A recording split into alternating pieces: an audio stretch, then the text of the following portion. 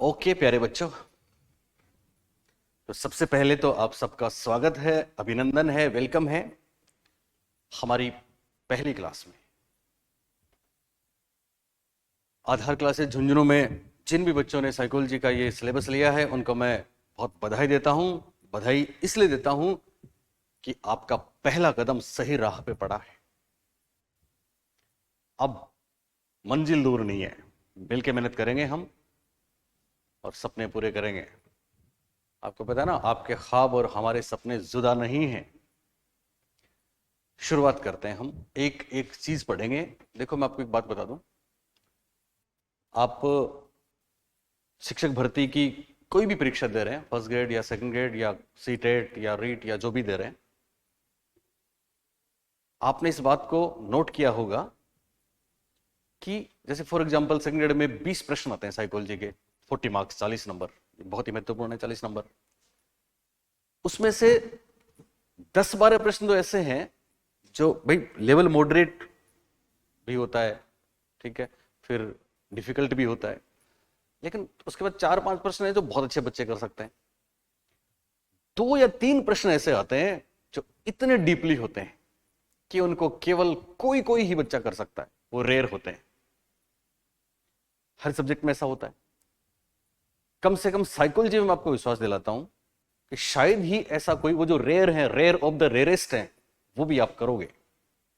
हम इतनी मेहनत करेंगे मिलके, इसी विश्वास के साथ शुरू करते हैं पहली क्लास। चलिए बच्चों, तो सबसे पहले, चूंकि ये ऐप पे मेरी पहली क्लास है, अभी आपके आधार क्लासेस के चैनल पे भी जा रही है, तो जो एकदम नए बच्चे हैं जो मेरे को देख रहे हैं, वो थोड़ा सा अपने दोस्तों को, फ्रेंड्स को, सबको लेके आओ, है ना, ताकि यहाँ भी हम लाइव कमेंट्स करें। और मैं ऐप वाले बच्चों आपको बता दूं कि मेरी लाइव क्लासेस भी आपके होंगी और रिकॉर्डेड भी होंगी। लाइव क्लास वीक में हो सकता है 1 हो जाए, हो सकता है 2 हो, कुछ सेशन हम लाइव भी लेंगे, ठीक है, और वही लाइव फिर रिकॉर्डेड चली जाएंगी। आपकी कोई भी क्वेरी रहेगी नहीं, हम सबकी बात करेंगे, इसकी आप बिल्कुल चिंता नहीं करें, ठीक है। चलिए तो शुरू करते हैं आज की क्लास। सबसे पहले आप मेरे को बता दो, ये वाला कलर मैं ले लूं, ये ठीक है?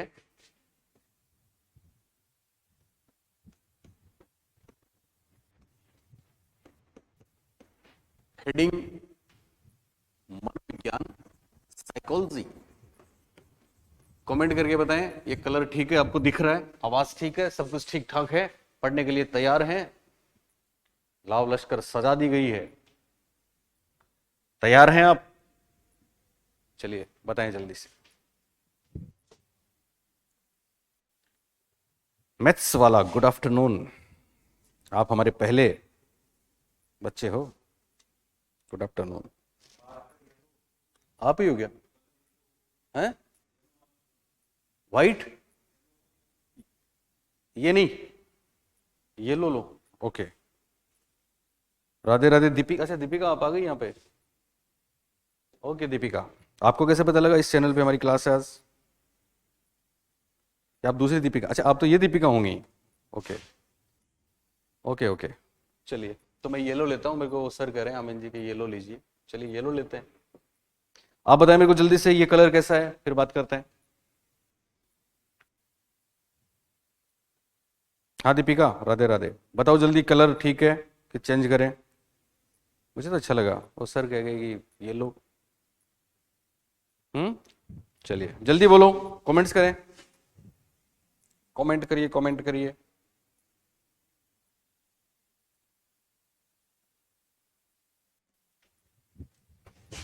मैं सारे दिखाता हूं आपको। साइकोलॉजी, ये तो वही है, सेम वही है ना,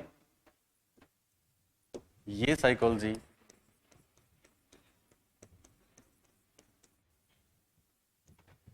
ये मनोविज्ञान, जल्दी बोलिए, which one is suitable for you, आपके लिए कौन सा सही है, परफेक्ट है। चलिए बोले, जल्दी बोले, कमेंट्स नहीं आ रहे आपके। रमेश छाबा, गुड, कौन सा good, which one is good, yellow या व्हाइट, कौन सा गुड, व्हाइट। चलिए, प्राउड इंडियन, वेलकम। ओके बच्चों, तो शुरू करते हैं आज की क्लास। और देखो,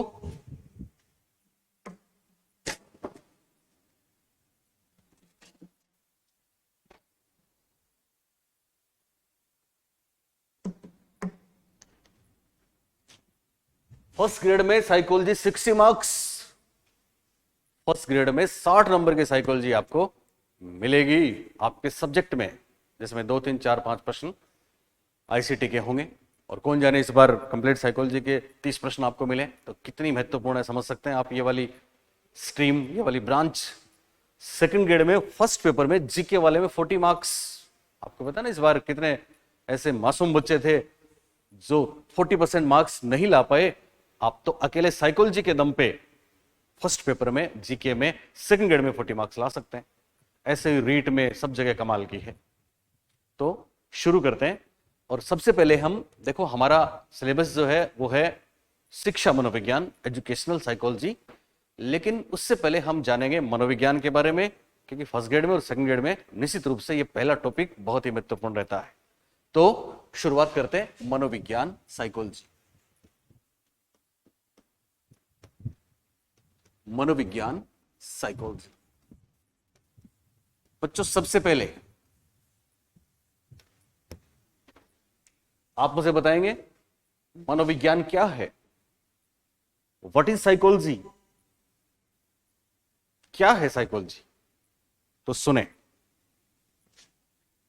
आज के संदर्भ में अगर कोई पूछे कि मनोविज्ञान क्या है, साइकोलॉजी क्या है, तो उसका जवाब है कि साइकोलॉजी की डेफिनेशन ये है, psychology is the study of human behaviour, mental operations as well as experiences. मतलब आज के समय मनोविज्ञान में 3 चीजों का अध्ययन होता है। मनोविज्ञान की परिभाषा में 3 चीजें महत्वपूर्ण हैं। एक है मेंटल प्रोसेस, अभी कुछ लिखने की जरूरत नहीं है, समझ लो आप। दूसरा है एक्सपीरियंसेस, हिंदी में पढ़ाऊंगा, चिंता नहीं करें, बाइलिंगुअल चलेगा। और तीसरा है बिहेवियर। ध्यान दें, मेंटल प्रोसेस मानसिक संक्रियाएं हैं। इसमें क्या होता है, इसमें हमारी तमाम संज्ञानात्मक क्षमताएं, संज्ञानात्मक प्रक्रियाओं की बात होती है बच्चों। संज्ञानात्मक प्रक्रियाएं कौन सी होती हैं, जो हम अपने सिलेबस में पढ़ेंगे आगे जाके। संवेदना, आपको पता है ज्ञान की 3 सीढ़ियां, संवेदना ज्ञान की प्रथम सीढ़ी होती है। संवेदना सेंसेशन किसको बोलते हैं, हमारी जो 5 ज्ञानेंद्रियां है ना, ज्ञानेंद्रियां ज्ञान के प्रवेश द्वार हैं, उनको संवेदनाएं बोलते हैं, सेंसेस बोलते हैं। Hear sense, visual sense, smell sense, taste sense, touch sense, आंख, नाक, कान, जीभ, त्वचा, ये 5 ज्ञानेंद्रियां हैं और ये ज्ञान के प्रवेश द्वार हैं। यानी ये बाहर से सूचनाएं प्राप्त करती हैं, इनको बोलते हैं संवेदनाएं। ये ज्ञान की पहली सीढ़ी है जो संज्ञानात्मक में शामिल है। ये जो वातावरण से सूचनाएं लेती हैं, 5 जो द्वार है, बाहर से इंफॉर्मेशन इनमें आती है, तो पता है वो कहां जाती है, उसके बाद वो सीधे ब्रेन तक जाती है। और ब्रेन, हमारा मस्तिष्क, इन इंफॉर्मेशन से कोई मीनिंग मेकिंग करता है, कोई अर्थ निकालता है, अर्थ निर्माण करता है, जिसको हम बोलते हैं प्रत्यक्षीकरण, इंग्लिश में बोलते हैं परसेप्शन। प्रत्यक्षीकरण को मनोविज्ञान में ज्ञान की दूसरी सीढ़ी, द्वितीय सीढ़ी कहा जाता है। संवेदना ज्ञान की प्रथम सीढ़ी है, तो प्रत्यक्षीकरण ज्ञान की द्वितीय सीढ़ी है। और संप्रत्यय निर्माण या कॉन्सेप्ट फॉर्मेशन, कॉन्सेप्ट ज्ञान की तृतीय सीढ़ी है। कॉन्सेप्ट का मतलब हम अपने दिमाग में किसी चीज की समझ आने के बाद हम उस अलग अलग उसके कैटेगरीज बनाते हैं, कुछ सामूहिक विशेषताओं के आधार पर, उसको बोलते हैं संप्रत्यय, उसको बोलते हैं कॉन्सेप्ट। ये ज्ञान की तीसरी सीढ़ी है। तो संवेदना, प्रत्यक्षीकरण, संप्रत्यय निर्माण, इसके अलावा मेमोरी, इसके अलावा प्रॉब्लम सॉल्यूशन, समस्या समाधान, इसके अलावा चिंतन, इसके अलावा तर्क, इसके अलावा डिसीजन मेकिंग, जजमेंट, ये लैंग्वेज, ये तमाम चीजें संज्ञानात्मक प्रक्रिया में शामिल होती हैं, मानसिक प्रक्रिया में शामिल होती हैं। ये मनोविज्ञान की परिभाषा का मेंटल प्रोसेस हेड है। तो मनोविज्ञान इन सब का विज्ञान है जिनकी हमने बात करी, मेमोरी से लेके, लैंग्वेज से लेके, प्रॉब्लम सॉल्यूशन से लेके, डिसीजन मेकिंग तक की बातों का। क्लियर? दूसरी बात, मनोविज्ञान की परिभाषा में दूसरा शब्द आता है एक्सपीरियंसेस या अनुभव। अनुभव, अनुभव के बारे में ध्यान रखना दो चीजें, एनसीईआरटी की बातें बता रहा हूं मैं आपको जो एग्जाम ओरिएंटेड है। एक तो पहली बात, अनुभव में, अनुभव दरअसल नेचर में सब्जेक्टिव होते हैं। अनुभव नेचर में क्या होते हैं? सब्जेक्टिव होते हैं। एक तो ये बात, सब्जेक्टिव का मतलब, आपने ऑब्जेक्टिव सब्जेक्टिव नाम सुने? इनके मतलब क्या होते हैं? सब्जेक्टिव का मतलब आपको जो अनुभव हो रहा है, आप उसका इंटरप्रिटेशन कर रहे हैं, आप उसको एक्सप्लेन कर रहे हैं, तो केवल वो आपकी ही बात है। हो सकता है मुझ पे वो बात लागू ना हो और नहीं होती है। इसको बोलते हैं कि एक्सपीरियंसेस सब्जेक्टिव हैं। जैसे मैं अभी ऑफलाइन क्लास में एग्जांपल दे रहा था कि कोई ये बोलता है कि साहब आग में हाथ जल जाता है, तो इसका नेचर ऑब्जेक्टिव है। कोई भी डाले आग में हाथ जलेगा, चाहे मैं, चाहे आप, चाहे और कोई। लेकिन अगर मैं बोलूं मुझे ठंड लग रही है, तो ये सब्जेक्टिव है। मुझे ठंड लग रही है, आपको थोड़ी लग रही है, तो ये सब्जेक्टिव है।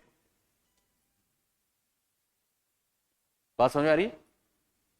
दूसरी बात, और वो ये कि मेंटल प्रोसेस, संज्ञानात्मक प्रक्रिया मनोविज्ञान की परिभाषा का महत्वपूर्ण भाग है, अनुभव महत्वपूर्ण भाग है और बिहेवियर भी महत्वपूर्ण पार्ट है। बिहेवियर का मतलब क्या होता है? बिहेवियर का मतलब यह होता है कि हम किसी भी कंडीशन में जो भी रिस्पोंड करते हैं वो मनोविज्ञान में बिहेवियर कहलाता है। या फिर यूं कहूं, बहुत से साइकोलॉजिस्ट कहते हैं कि किसी भी की बिहेवियर स्टिमुलस समझते हो, उद्दीपक जो बाहर है वातावरण में, स्टिमुलाई और रेस्पॉन्स के बीच एक एसोसिएशन है, उद्दीपक व अनुक्रिया के बीच एक अनुबंध है, साचर्य है, वो बिहेवियर है। और बिहेवियर में आपने देखा होगा दो प्रकार के बिहेवियर होते हैं, एक तो ओवर्ट बिहेवियर और एक कोवर्ट बिहेवियर। ओवर्ट बिहेवियर वो होता है जो सबको दिखता है, लेकिन कोवर्ट बिहेवियर वो है जो इनविजिबल है, जो दिखता नहीं है। जैसे ओवर्ट बिहेवियर में क्या है? ओवर्ट बिहेवियर में आपकी टॉकिंग है, बात करना है, आपके फेशियल एक्सप्रेशंस हैं जो सब लोग देखते हैं, आपके मूवमेंट हैं बॉडी के जो सब देखते हैं। तो हम जो भी करते हैं जो दूसरों को दिखता है वो सारा का सारा क्या है? ओवर्ट बिहेवियर है। और कोवर्ट बिहेवियर क्या है? कोवर्ट बिहेवियर वो है जो किसी को दिखता नहीं है पर होता है। जैसे कोई भी एग्जांपल लें, आपको फॉर एग्जांपल आपको आपके दोस्त ने बहुत छेड़ा, आपके दोस्त ने आपको बहुत टीज किया, बहुत छेड़ा, अब आपसे रहा नहीं जाता, तो आपने अपने दोस्त को एक जमा दी। ये कोवर्ट बिहेवियर है जो सबने देखा। पर आपके गुरुजी ने आपको बहुत बुरा भला कहा, आपके सर ने आपको बहुत डांटा, लेकिन आपने कोई रिएक्शन नहीं किया बाहर से, लेकिन अंदर ही अंदर आग लग गई। तो आपके अंदर जो मेंटल प्रोसेस चल रहा है वो भी बिहेवियर तो है ही, हालांकि उसको किसी ने देखा नहीं। तो अंदर ही अंदर जो चल रहा है, इंटरनल जो चल रहा है, वो कोवर्ट बिहेवियर है। तो साइकोलॉजी में इसका भी अध्ययन किया जाता है। मेनली साइकोलॉजी में तीन चीजों का अध्ययन है आज के समय की परिभाषा में। मेंटल प्रोसेस का, जिसमें मैंने आपको बताई वो चीजें, संप्रति निर्माण से लेके, प्रत्यक्षीकरण से लेके, संवेदना से लेके मेमोरी तक, और एक्सपीरियंसेस का जिनको हम अनुभव कहते हैं। इनकी खास बात, ये सब्जेक्टिव होते हैं नेचर में। क्या होते हैं? सब्जेक्टिव होते हैं नेचर में। इनकी दो बातें हैं। और दूसरा, इन पे कंडीशंस का फर्क पड़ता है, परिस्थिति क्या है उसका बहुत प्रभाव पड़ता है। जैसे फॉर एग्जांपल आप घर पे हैं और आपके फ्रेंड से आपका ब्रेकअप हो गया, या लड़ाई हो गई फोन पे या मैसेज पे, चैट पे, कुछ भी मामला गड़बड़ हो गया, तो आप बहुत दुखी हैं अंदर से। इतने में आपको आपके पेरेंट्स भी डांट देते हैं, तो आपसे अब सहा नहीं जाता, अब रहा नहीं जाता, अब आप कोई बड़ा रिएक्शन करेंगे। लेकिन दूसरी परिस्थिति वो है जिसमें आप अंदर से बहुत खुश हैं, गुनगुना रहे हैं, ओके मजा आ रहा है, आपके पेरेंट्स आपको डांट देते हैं तो कोई बात नहीं, आप भी डांट दो, हमको कोई फर्क नहीं पड़ेगा, ऐसा बोलते हैं।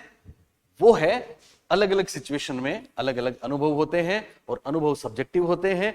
बिहेवियर ओवर्ट और कोवर्ट होते हैं, दिखने वाले और ना दिखने वाले। और मेंटल प्रोसेस की बात हम कर ही चुके हैं। तो आज के समय मनोविज्ञान की परिभाषा आपको कोई पूछे तो आप बोलना साहब मनोविज्ञान किसकी स्टडी करता है?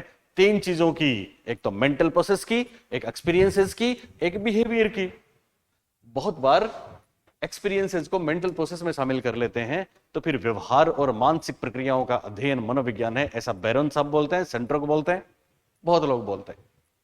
चलिए नेक्स्ट, अब विधिवत शुरुआत करें तो बच्चों सबसे पहली बात और बहुत महत्वपूर्ण, आखिर मनोविज्ञान की शुरुआत कैसे हुई, कहां से हुई, इसकी उत्पत्ति कैसे हुई और इसकी विकास यात्रा के कौन कौन से माइलस्टोन हैं, ये बहुत ही महत्वपूर्ण टॉपिक है, इसको हम पढ़ते हैं। तो आप हेडिंग डालिए, मनोविज्ञान उत्पत्ति एवं क्रमिक विकास। मनोविज्ञान उत्पत्ति एवं विकास। मनोविज्ञान उत्पत्ति एवं विकास। तो देखो मैं एक सिंहावलोकन आपको बताता हूं मोटे तौर पे। आपने एक नाम सुना है एबिंगहॉस, जिनका स्टेटमेंट अक्सर परीक्षाओं में आता है। हरमन एबिंगहॉस जो जर्मनी के साइकोलॉजिस्ट हैं, जिन्होंने बहुत सी चीजें दी हैं, लर्निंग कर्व से लेके नॉनसेंस सिलेबी से लेके मेमोरी पे काम किया है। एबिंगहॉस एक स्टेटमेंट देते हैं और वो स्टेटमेंट है, psychology has a long past but A short history. यानी मनोविज्ञान का अतीत तो बहुत लंबा है लेकिन इसका इतिहास बहुत छोटा है। ऐसा किसने बोला? एबिंगहॉस ने बोला। क्यों बोला एबिंगहॉस ने ऐसा? इसलिए बोला कि हम अब मनोविज्ञान की विकास यात्रा देखेंगे तो वास्तव में तो मनोविज्ञान एक स्वतंत्र विषय के रूप में 19वीं शताब्दी में आया था, जब 1879 में विल्हेम वुंट ने लिपजिंग जर्मनी में पहली साइकोलॉजिकल लैब बनाई थी। तो इसको तो 142 साल हुए आज। मनोविज्ञान को एक अलग विषय के रूप में मात्र 142 ईयर्स, 2023 चल रहा है, 142 वर्षों का इतिहास, 142 वर्षों की हिस्ट्री है मनोविज्ञान की। लेकिन वास्तव में कुछ ऐसे लोग हुए हैं जिन्होंने मन की बातें करी, मेंटल प्रोसेस की बातें करी, वो भी मनोविज्ञान, इंसान के व्यवहार की बातें करी, तो वो भी मनोविज्ञान के क्षेत्र में शामिल किए जाते हैं। वो समय हो गया आज से 2500 साल पहले तक का। तो हम अपनी विकास यात्रा शुरू करेंगे आज से 2500 साल पहले वाली, और ऑथेंटिक जो चीजें आएंगी, हालांकि पहले वाले पे प्रश्न आएंगे, वो आएंगी 1879 के बाद। इसलिए लिपजिंग ने बोला, एबिंगहॉस ने बोला कि साहब मनोविज्ञान का अतीत तो बहुत लंबा है लेकिन इसका इतिहास बहुत छोटा है। ये बात ध्यान रखेंगे। ओके, तो साहब शुरुआत कहां से होती है? तो शुरुआत हर विषय की वहीं से होती है जो हर विषय की जननी है, और वो है दर्शन शास्त्र, वो है फिलोसॉफी। मनोविज्ञान भी फिलोसफी से शुरू होता है। मनोविज्ञान की विकास यात्रा के 4 स्टेप देखेंगे हम। कितने? 4 स्टेप। उनमें पहला स्टेप आपको लिखना है, मनोविज्ञान आत्मा का विज्ञान या आत्मा का अध्ययन। पहला स्टेप, मनोविज्ञान आत्मा का विज्ञान है या मनोविज्ञान आत्मा का अध्ययन है। इसको शॉर्ट में ऐसे लिखना है आपको, मनोविज्ञान आत्मा का अध्ययन। पहली बात। इंग्लिश में द स्टडी ऑफ सोल, आत्मा को इंग्लिश में क्या बोलेंगे हम? सोल बोलते हैं। तो मनोविज्ञान सबसे पहले किसका विज्ञान माना गया? आप बोलेंगे आत्मा का विज्ञान, द स्टडी ऑफ सोल। इसमें केवल 4 तर्क हमको याद रखने हैं जो चारों के चारों काफी महत्वपूर्ण है और परीक्षाओं में आते हैं। क्या है वो 4 तर्क? पहली बात, और पहली बात बच्चों बहुत ही महत्वपूर्ण है, दरअसल 4 लोगों के नाम है और चारों के चारों ग्रीक फिलोसोफर हैं, ग्रीक दार्शनिक हैं। ग्रीक का मतलब यूनानी है। तो ग्रीक दार्शनिक 4, जिनमें 3 के नाम से आप जरूर वाकिफ हैं। पहला नाम है सुकरात, सब लोग जानते हैं सुकरात, प्रश्नोत्तर विधि वाले सुकरात। सुकरात के चेले थे प्लेटो और प्लेटो के चेले थे अरस्तु। तो 3 तो ये हैं और एक आपके एटम का सिद्धांत देने वाले डेमोक्रेटस। 4 लोगों ने मनोविज्ञान को आत्मा का विज्ञान माना। यह पहला तर्क है जो आपको परीक्षा तक याद रखना है, जिंदगी में भी ध्यान रखना है। तो क्या है वो बात, तो आप लिखें डेमोक्रेटस। डेमोक्रेटस का समय 460 बीसी था। डेमोक्रेटस, सुकरात, प्लेटो एवं अरस्तु। पहली बात आप क्या लिख रहे हैं, मनोविज्ञान आत्मा का विज्ञान है, इसके पक्ष में पहला तर्क आप क्या लिख रहे हैं कि साहब मनोविज्ञान को डेमोक्रेटस, सुकरात, प्लेटो एवं अरस्तु जैसे ग्रीक दार्शनिकों ने आत्मा का विज्ञान माना। तो ग्रीक दार्शनिक हैं चारों के चारों, यूनानी दार्शनिक हैं, ग्रीक फिलोसोफर हैं। इन चारों ने मनोविज्ञान को किसका विज्ञान माना, आत्मा का विज्ञान माना। इसलिए मनोविज्ञान किसका विज्ञान हुआ, आत्मा का विज्ञान हुआ। मनोविज्ञान किसकी स्टडी हुई, सोल की स्टडी हुई। यह पहला तर्क हमको याद रखना है। लेकिन इन चारों के बारे में भी कुछ बातें आती हैं, स्पेशली हम सुकरात, प्लेटो, अरस्तु के बारे में बहुत सी बातें पढ़ते हैं जो परीक्षा में आती हैं। आपको ध्यान है सुकरात ने एक विधि का आविष्कार किया, एक विधि इजाद करी, और वो विधि है प्रश्नोत्तर विधि। ध्यान रखना बच्चों, प्रश्नावली विधि आए तो वुडवर्थ करना है क्योंकि वो सेल्फ रिपोर्ट में आती है, लेकिन प्रश्नोत्तर विधि आए तो सुकरात करना है। और जो बच्चे इंग्लिश में पढ़ते हैं वो इस बात को जानते होंगे, हम भी बाइलिंगुअल लेंगे, चीजों को चिंता नहीं करें आप कि साहब इंग्लिश में अरस्तु को अरिस्टोटल बोलते हैं ना, अरिस्टोटल लिखते हैं ना, तो सुकरात को इंग्लिश में सोक्रेटिक लिखते हैं, सोक्रेट्स लिखते हैं ना। और प्रश्नोत्तर विधि को आप देखना, परीक्षा में आई हुई पेपर में भी देखना, इंग्लिश वर्जन में आपको हिंदी में प्रश्नोत्तर विधि मिलेगा, इंग्लिश में सोक्रेटिक मेथड मिलेगा। इसका मतलब बहुत आसान है, सुकरात प्रश्नोत्तर विधि के जनक हैं। कौन सी विधि के, प्रश्नोत्तर। यानी उस जमाने में ज्ञान को प्राप्त करने के लिए, ज्ञान पे चर्चा करने के लिए सुकरात प्रश्नोत्तर विधि का प्रयोग करते थे। प्रश्नोत्तर विधि को इंग्लिश में बोलते हैं सोक्रेटिक मेथड। यह बहुत बार पूछा गया है।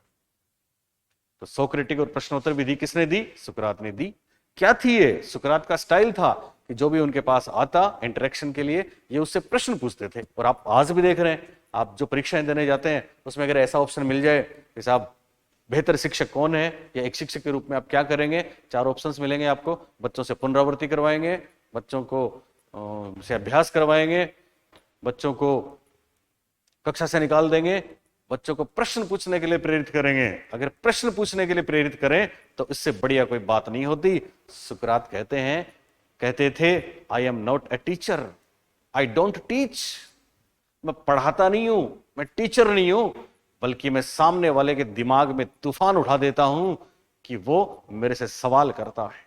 और प्रश्न जो पूछते हैं उनके प्रत्युत्तर में ये खुद प्रश्न पूछते थे और सामने वाले की जिज्ञासा शांत होती थी। इसलिए कहते हैं कि सुकरात से महान आज तक कोई भी शिक्षक नहीं हुआ। फॉर एग्जाम्पल, किसी ने उनको पूछा गुरुजी पाप क्या है, तो इसको देखते और पलट के जवाब देते आप बताओ। कर्म क्या है, वो कोई जवाब देता, आगे बढ़ जाते, फिर अगला सवाल पूछते। और इस तरह से सामने वाले की तमाम जिज्ञासा को शांत करने वाली बेहतरीन एक विधि है जिसको हम बोलते हैं प्रश्नोत्तर विधि। इसकी खास बात यह है कि इसमें छोटे छोटे प्रश्न प्रश्नों में से निकाले जाते हैं। दूसरा नाम है प्लेटो। प्लेटो सुकरात के शिष्य थे। और प्लेटो और अरस्तु के बारे में ध्यान रखना, ए से ए को जोड़ दें। अरस्तु ने आगमन विधि इजाद की। कौन सी विधि, आगमन विधि। और प्लेटो ने निगमन विधि, निगमन विधि। आगमन विधि को इंग्लिश में हम इंडक्टिव मेथड बोलते हैं, इंडक्टिव। और निगमन विधि को डिडक्टिव।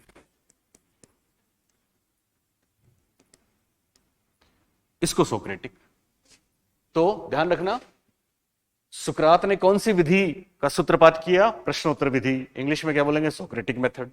प्लेटो ने निगमन विधि, इंग्लिश में बोलेंगे डिडक्टिव मेथड।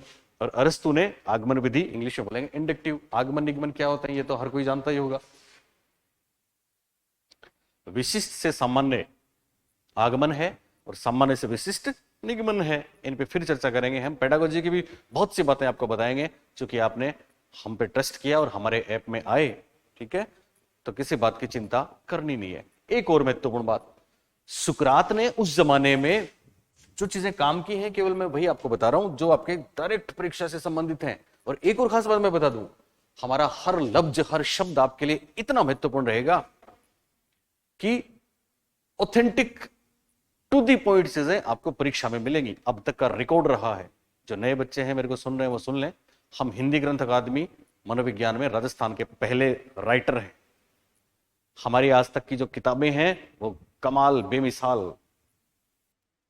जिन भी बच्चों ने हमारे साथ रह के इंटरेक्शन किया है उन्होंने परीक्षा में बहुत बढ़िया परफॉर्मेंस दी है। कोई भी एग्जाम उठा के देख लें, अभी भी कल भी जो परीक्षा हुई है तो लगभग हर बच्चे के जिसने हमसे पढ़ा है 17+ नंबर हैं, 17, 18, 19, 30 में से 26, 27, 28, 29 और 30 भी आते हैं। तो ध्यान रखना आप, हर चीज ऑथेंटिक है।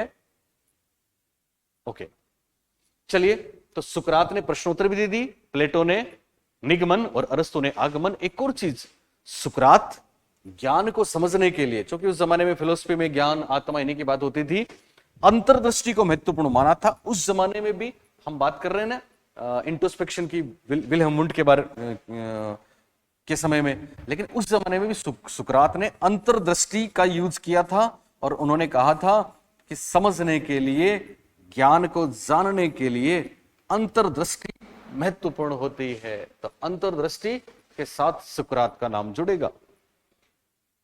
प्लेटो और अरस्तु बहुत आसान है याद रखना। दोनों में एक तो ज्ञान का केंद्र हृदय को मानता था, दिल को, और एक दिमाग को, मस्तिष्क को मानता था। तो प्लेटो, आपने देखा, आप मैथ्स के बच्चे अगर होंगे तो आपको पता होगा, रेशनल, प्लेटो रेशनलिस्ट हैं, तर्कवादी, तर्क दिमाग में होता है। प्लेटो कहते हैं रेखा गणित हमारी बुद्धि का विकास करती है, इसलिए प्लेटो ज्ञान का केंद्र मानते हैं मस्तिष्क को। प्लेटो ने ज्ञान का केंद्र किसको माना? मस्तिष्क को। और अरस्तु ने ज्ञान का केंद्र किसको माना?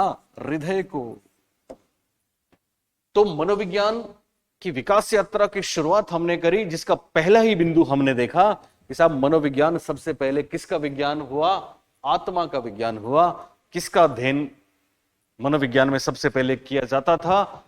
हालांकि तब मनोविज्ञान स्वतंत्र विषय के रूप में नहीं था, पर फिर भी परीक्षा में प्रश्न आएंगे तो हमको बोलना है साहब आत्मा का अध्ययन किया जाता था। अब इसके पक्ष में 4 तर्क मैंने आपको बताए, जिनमें से एक ही बताया अभी कि साहब क्यों माने हम मनोविज्ञान को आत्मा का विज्ञान, और क्यों था मनोविज्ञान आत्मा का अध्ययन। तो इसका पहला जवाब है कि साहब 4 ग्रीक दार्शनिक थे, यूनानी दार्शनिक थे उस जमाने में।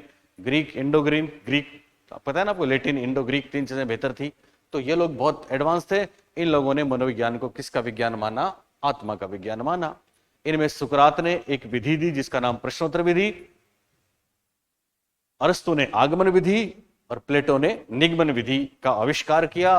लेकिन महत्वपूर्ण बात, अंतर्दृष्टि को प्रधानता दी सुकरात ने, हृदय को ज्ञान का केंद्र माना अरस्तु ने, और मस्तिष्क को ज्ञान का केंद्र माना प्लेटो ने। यह पहला तर्क है जो मनोविज्ञान को आत्मा का अध्ययन मानने के लिए है।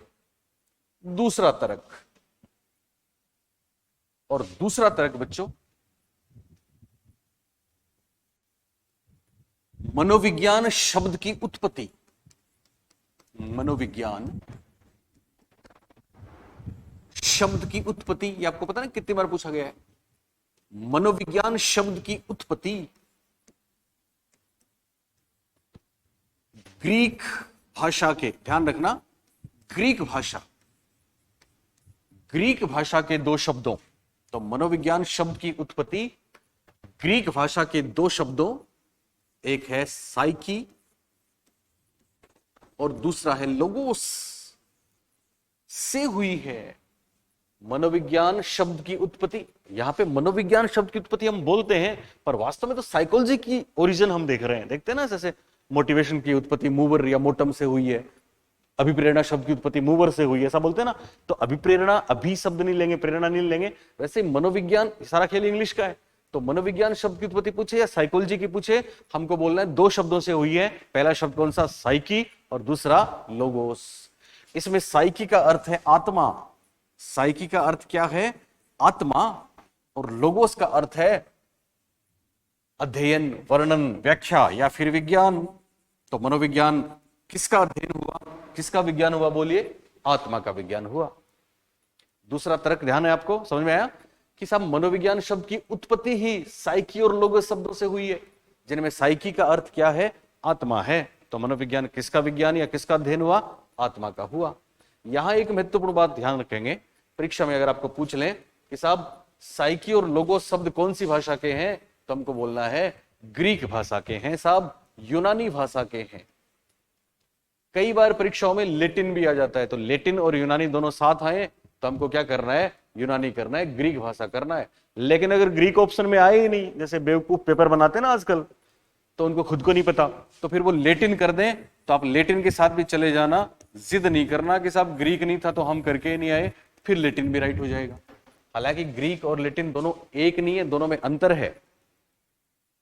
आपको जान के तज्जुब होगा कि ग्रीक भाषा लेटिन भाषा से 1000 साल पुरानी है, और ग्रीक भाषा आज भी साइप्रस में और यूनान में ऑफिशियल लैंग्वेज है। लेटिन भाषा केवल कुछ कैथोलिक चर्च वगैरह में यूज की जाती है, जैसे अपनी संस्कृत है। आपको पता है अपनी संस्कृत इन दोनों से भी पुरानी भाषा है। अपनी संस्कृत के बहुत से शब्द हैं जो ग्रीक भाषा में हूबहू हैं, सेम है। लेकिन फिलहाल हम बात कर रहे हैं कि ग्रीक लेटिन में फर्क है। कुछ शब्द ऐसे हैं जो ग्रीक से लेटिन में आ गए, इसलिए साइकी और लोगोस लेटिन में भी आ गए।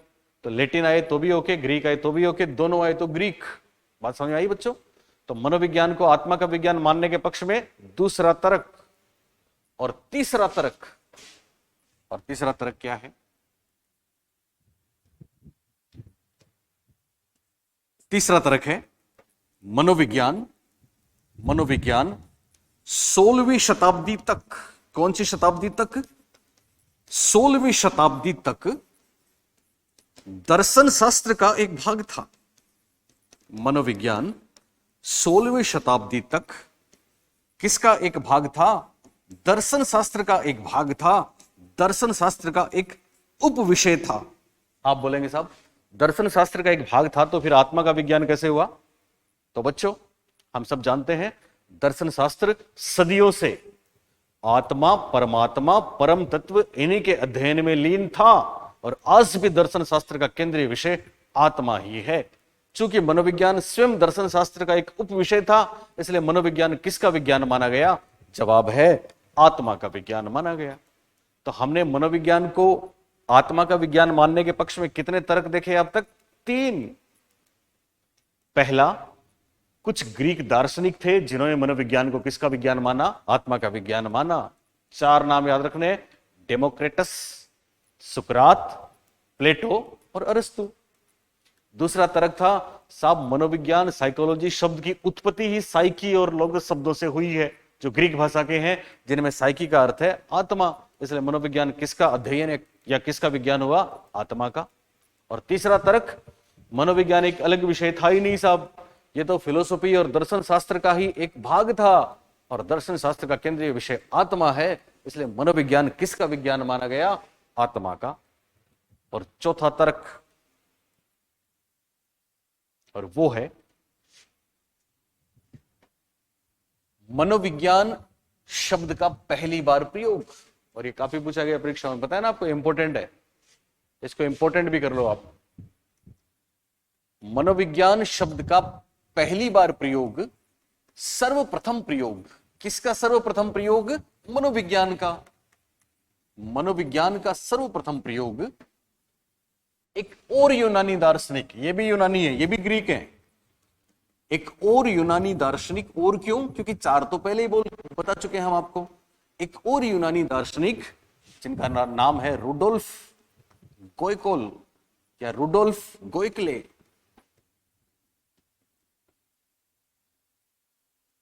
सर्वप्रथम प्रयोग यूनानी दार्शनिक रुडोल्फ गोयकोल ने अपनी पुस्तक, इनकी बुक का नाम भी ध्यान रखना है, रुडोल्फ गोयकले ने अपनी पुस्तक, हमने जो अपना पहला ऐप बनाया था वो इसी नाम पे बनाया था, जो इनकी पहली पुस्तक थी, जिसमें पहली बार मनोविज्ञान शब्द दुनिया के सामने इन्होंने रखा था। इससे पहले मनोविज्ञान शब्द नहीं आया था, हालांकि मनोविज्ञान की विकास यात्रा तो हम पढ़ते हैं।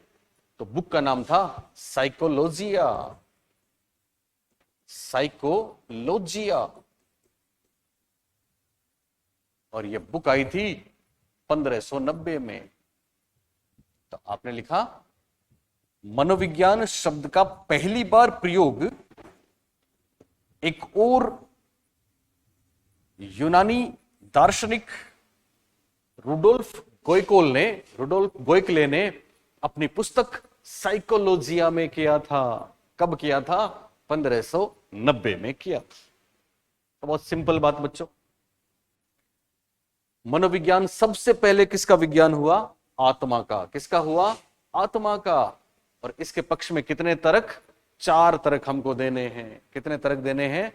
4 तर्क देने हैं। मनोविज्ञान सबसे पहले किसका विज्ञान, किसका अध्ययन माना गया? बोलिए तो जवाब होगा अपना आत्मा का। किसका? आत्मा का। और 4 तर्क कौन से थे? पहला तर्क था ए पे 4 यूनानी लोगों ने इसको आत्मा का विज्ञान बोला। कौन थे 4? डेमोक्रेट, सुकरात, प्लेटो, अरस्तु। दूसरा तर्क था कि मनोविज्ञान शब्द की उत्पत्ति ही यूनानी भाषा के 2 शब्दों साइकी और लोगोस से हुई है, जिसमें साइकी का अर्थ आत्मा और लोगोस का अर्थ अध्ययन, वर्णन, व्याख्या या फिर विज्ञान है। तो मनोविज्ञान किसका विज्ञान हुआ? आत्मा का। तीसरा तर्क क्या था? मनोविज्ञान 16वीं शताब्दी तक दर्शन शास्त्र का एक भाग था, फिलोसफी का एक भाग था। और फिलोसफी में आत्मा केंद्रीय विषय है, इसलिए मनोविज्ञान किसका विज्ञान हुआ? आत्मा का विज्ञान हुआ। और चौथा और अंतिम तर्क मनोविज्ञान की विकास यात्रा के पहले चरण आत्मा के अध्ययन का, वो है रुडोल्फ गोयकले का नाम, जिन्होंने एक बुक लिखी थी साइकोलॉजिया। बुक का नाम क्या था? साइकोलॉजिया। यह बुक आई थी 1590 में। और इसमें इन्होंने पहली बार कौन से शब्द का प्रयोग किया था? साइकोलॉजी या मनोविज्ञान। ओके। अब बच्चों 2500 साल पहले, आज से 2500 साल पहले, चौथी 5वीं ईसा पूर्व शताब्दी, बीसी, बिफोर क्राइस्ट, सुकरात, प्लेटो, अरस्तु, डेमोक्रेट्स जैसे लोग हुए थे। इन्होंने आत्मा, सोल की बात करी थी। इनकी बहुत सी बेहतरीन बातें हैं जो गाहे बगाहे वक्त आने पे हम आपको बताएंगे, जो आपकी जिंदगी में भी काम आएंगी और परीक्षा में तो कमाल करेंगी। तो इन्होंने मनोविज्ञान को आत्मा के विज्ञान के रूप में परिभाषित कर दिया साहब। ये चीज चली 16वीं शताब्दी तक, तभी तो उन्होंने बोला ना लॉन्ग पास्ट शॉर्ट हिस्ट्री। तो हम एक ही झटके में केवल 4 बात हमने पढ़ी है, हालांकि परीक्षा में इनसे बाहर कुछ नहीं आएगा। और 4 बातों में हमने 2000 वर्ष से ज्यादा का सफर तय कर लिया। 16वीं शताब्दी में आ गए ना। ओके। अब क्या होता है साहब?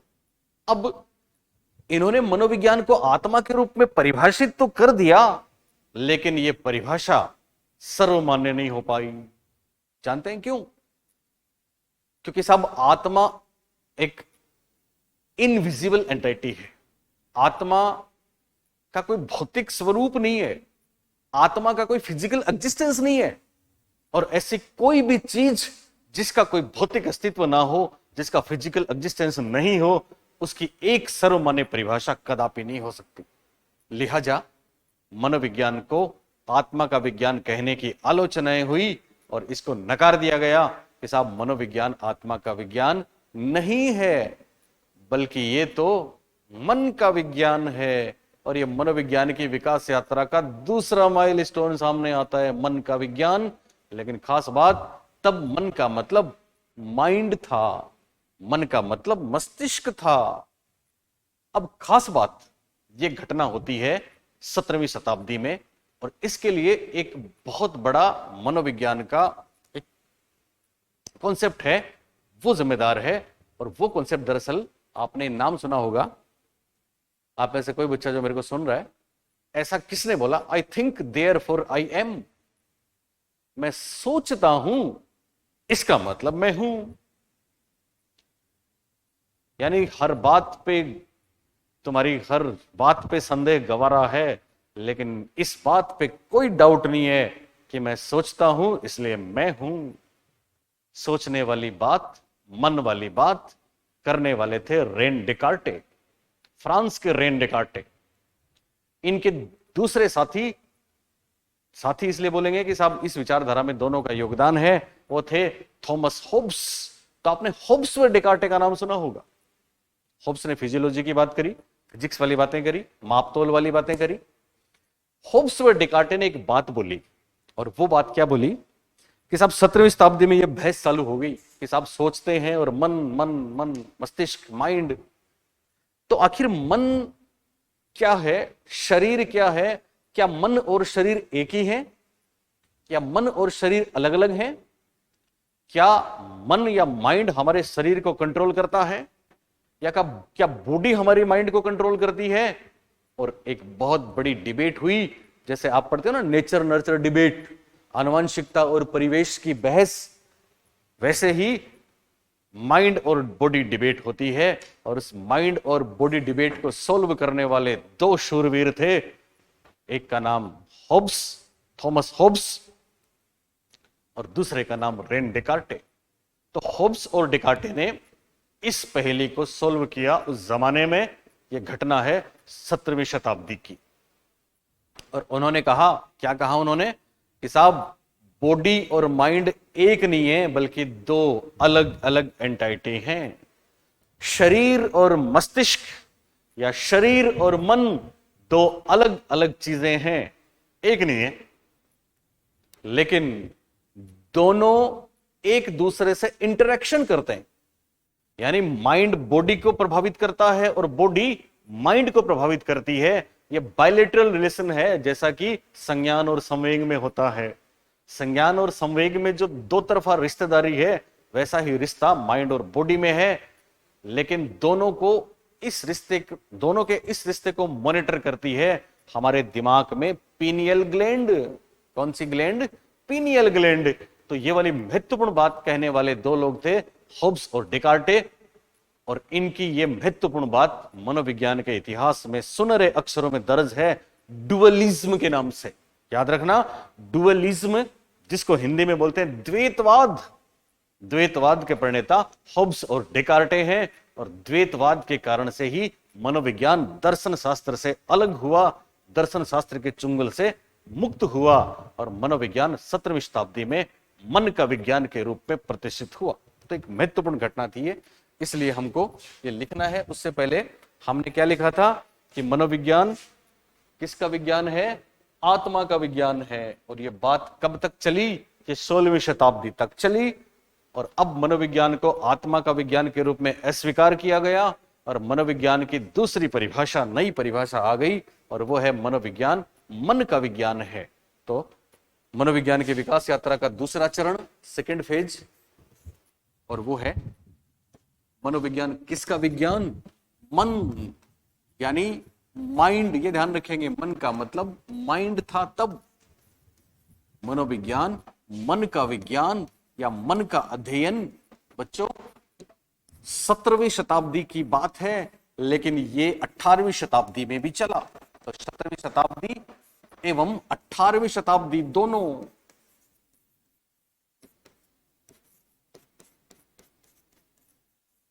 यानी 17वीं और 18वीं शताब्दी दोनों में मनोविज्ञान किसका विज्ञान माना गया? मन का विज्ञान माना गया। कौन कौन थे जो मनोविज्ञान को मन का विज्ञान मानते थे? इसके लिए आपको कुछ नाम लिखने हैं, ज्यादा नहीं है, 3-4 नाम है, महत्वपूर्ण है। पहला नाम है जर्मनी के एक साइकोलॉजिस्ट हैं, कांट, फिलोसोफर हैं दरअसल। तो मनोविज्ञान को मन का विज्ञान मानने वाला पहला नाम है कांट। दूसरा नाम है इटली के पेम्पोनोजी, इटली के पेम्पोनोजी। तीसरा नाम है आपके होब्स व डेकार्टे। हालांकि होब्स व डेकार्टे की डुअलिज्म वाली बात हमको लिखनी है। रेन डेकार्टे फ्रांस के थे, होब्स व डेकार्टे। मनोविज्ञान को मन का विज्ञान मानने वालों में एक नाम है डेविड ह्यूम। मनोविज्ञान को मन का विज्ञान मानने वालों में एक नाम है लिबनीज।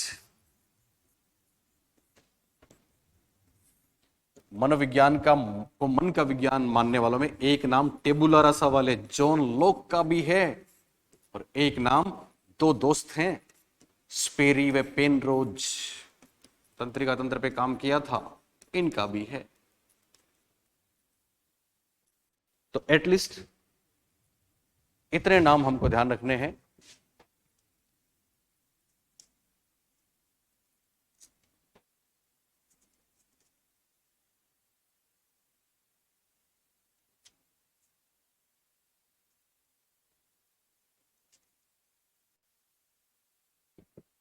मनोविज्ञान को मन का विज्ञान मानने के रूप में।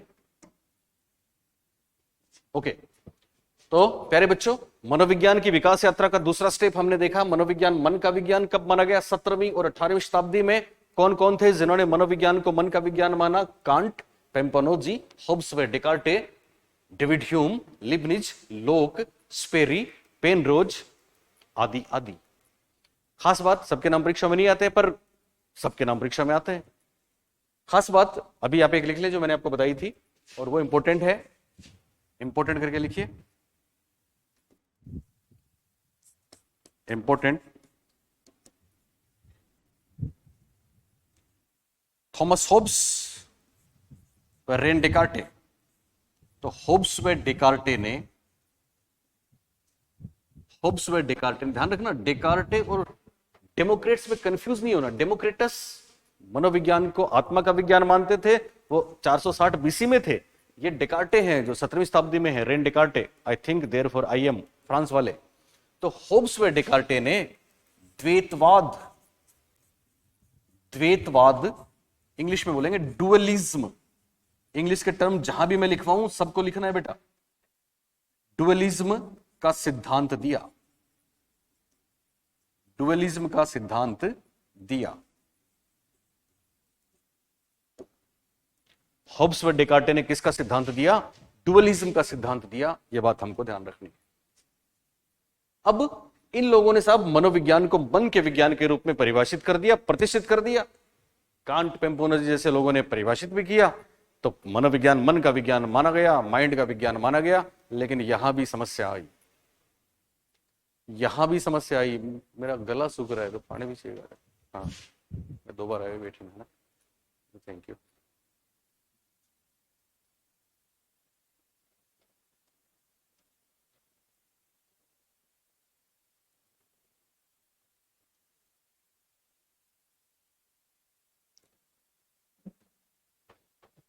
मेरे चैनल पे मैं नहीं बोलता हूँ शेयर करो, लेकिन चूंकि आधार क्लासेस का चैनल है और आप सब नए बच्चे हैं, तो मैं चाहता हूँ कि आप सब लोग शेयर करें सबको। दीपिका आप हो के चली गई, अंकिता सिंह गुड इवनिंग, अनमोल सिंह, मैथ्स भाई राजेंद्र।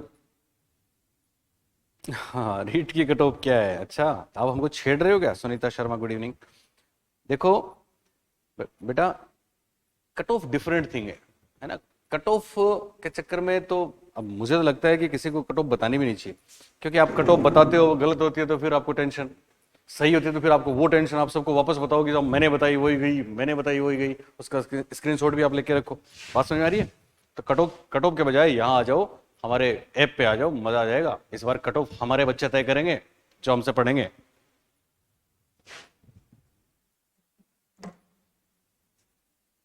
ओके, तो 17वीं शताब्दी में मनोविज्ञान किसका विज्ञान माना गया? मन का।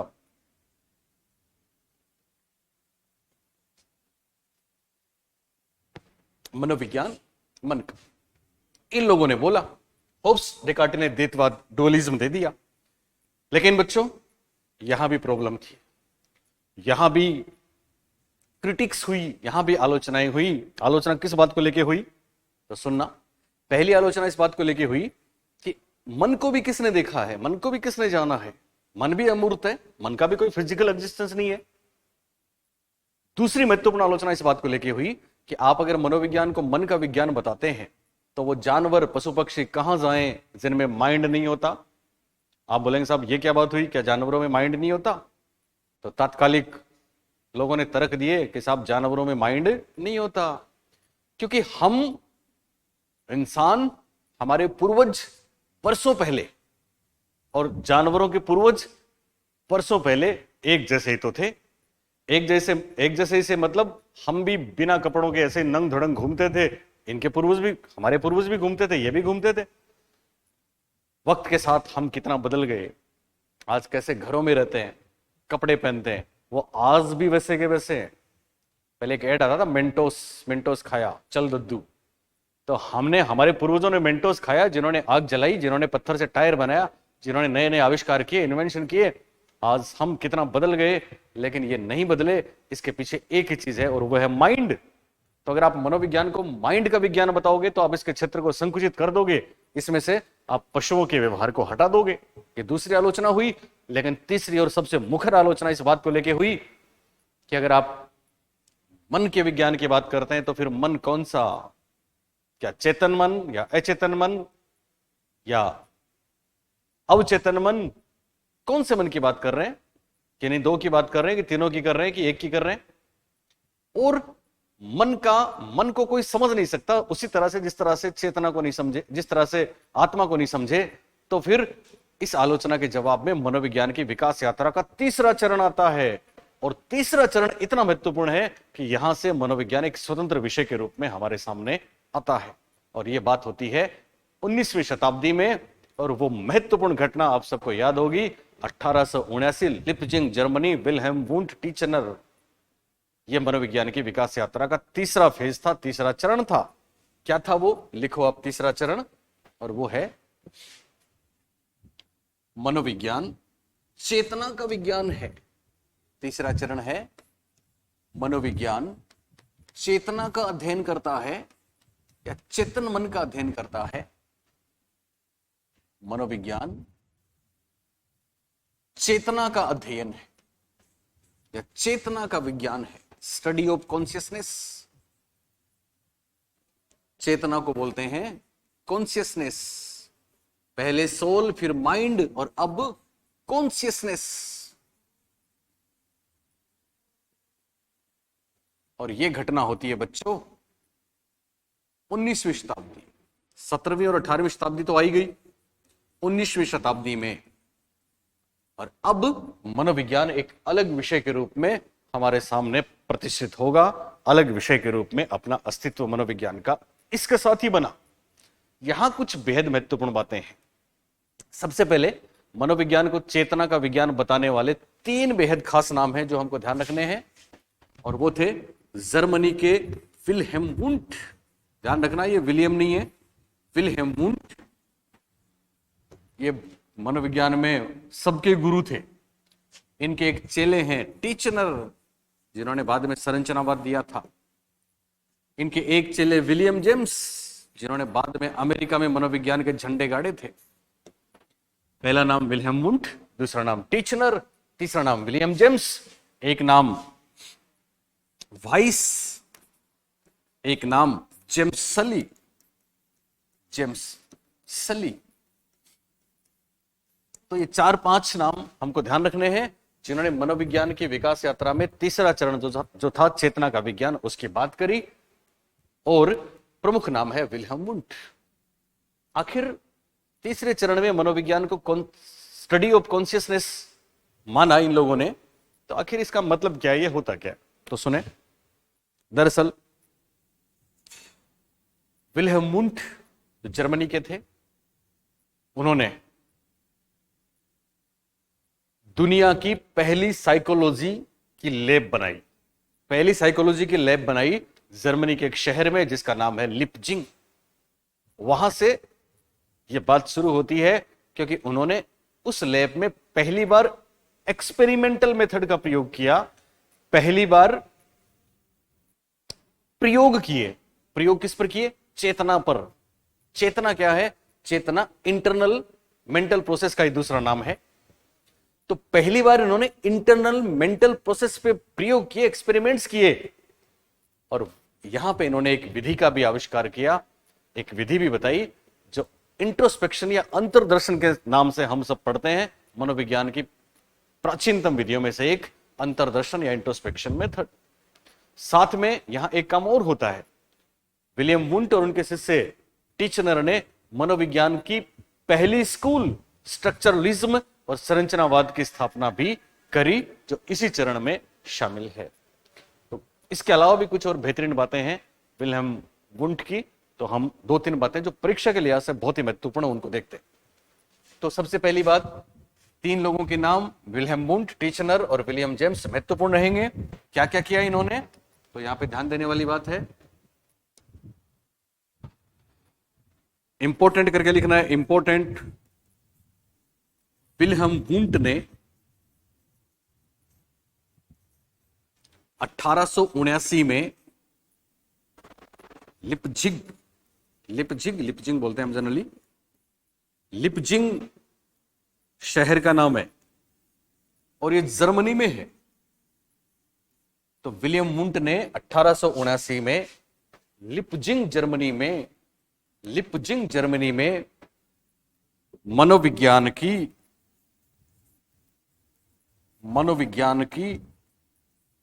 प्रथम प्रयोगशाला की स्थापना की। मनोविज्ञान की कौन सी प्रयोगशाला? प्रथम प्रयोगशाला, फर्स्ट साइकोलॉजिकल लैब, प्रथम प्रयोगशाला, फर्स्ट साइकोलॉजिकल लैब या लेबोरेटरी की स्थापना की। ये पहला तथ्य है जो हमको ध्यान रखना।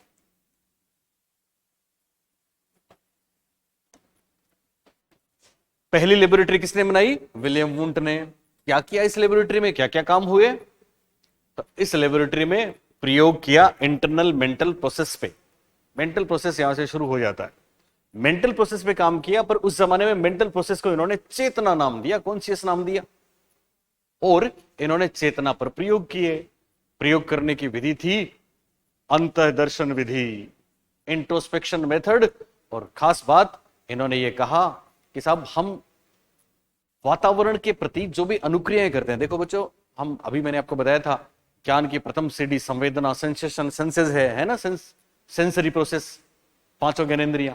तो इन्होंने उस जमाने में सेंसरी और परसेप्शन दोनों प्रोसेस को महत्वपूर्ण माना और कहा कि सेंसरी और परसेप्शन के प्रोसेस से हम वातावरण से जो भी अनुक्रियाएं करते हैं उनका हम टुकड़ों में बांटकर विश्लेषण करें, तब चेतना को समझेंगे, तब किसी भी विषय वस्तु प्रकरण को हम समझेंगे।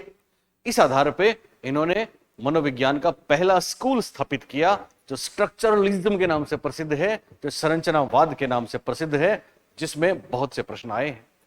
तो उसके लिए आप क्या लिखेंगे? दूसरी बात आप लिखें, मनोविज्ञान की विकास यात्रा का तीसरा फेज चल रहा है, इसमें मनोविज्ञान को चेतना का विज्ञान या कॉन्शियस स्टडी ऑफ कॉन्शियसनेस कहा गया। जर्मनी में लिपजिंग जर्मनी से शुरुआत होती है, 1879 से शुरुआत हुई। मनोविज्ञान एक अलग विषय के रूप में आया, तो बहुत सी बातें यहां पे होती हैं। तो क्या क्या होती हैं इसमें? पहली बात आप लिखें, चेतना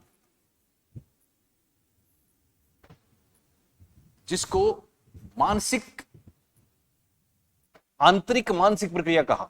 चेतना, ये जो शब्द मैं बोल रहा हूं ना, इंटरनल मेंटल प्रोसेस, जो बहुत ही ऑथेंटिक है, इनका ध्यान रखना। तो चेतना या आंतरिक मानसिक प्रक्रिया की संरचना, यानी मनोविज्ञान की विकास यात्रा के तीसरे चरण में चेतना या आंतरिक मानसिक प्रक्रिया की संरचना को महत्वपूर्ण माना गया। संरचना को महत्वपूर्ण माना गया, संरचना को महत्वपूर्ण माना गया। देखो दो चीजें होती हैं, एक तो होता है स्ट्रक्चर, एक होता है फंक्शन। फंक्शन तो वो काम कैसे करता है, चेतना काम कैसे करती है, वो तो फंक्शन है, वो तो प्रकार्यवाद आएगा विलियम जेम्स वाला। और एक चेतना के एलिमेंट्स क्या है, तत्व क्या है, वो इसके संरचना है, वो स्ट्रक्चर है। तो चेतना या आंतरिक मानसिक प्रक्रिया की संरचना को महत्वपूर्ण माना गया। और वुंट ने चेतना के तीन तत्व बताए। और वुंट ने चेतना के तीन तत्व बताए।